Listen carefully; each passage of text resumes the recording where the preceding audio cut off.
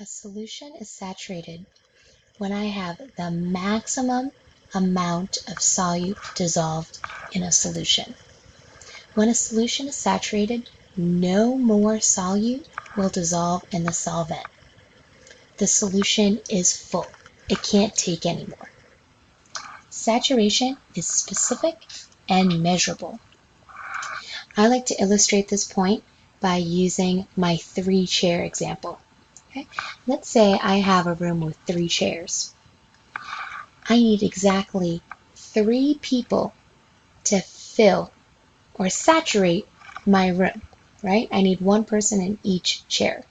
If I have 2 people in the room, only 2 of the chairs are saturated, and I still need 1 person to fill that last chair.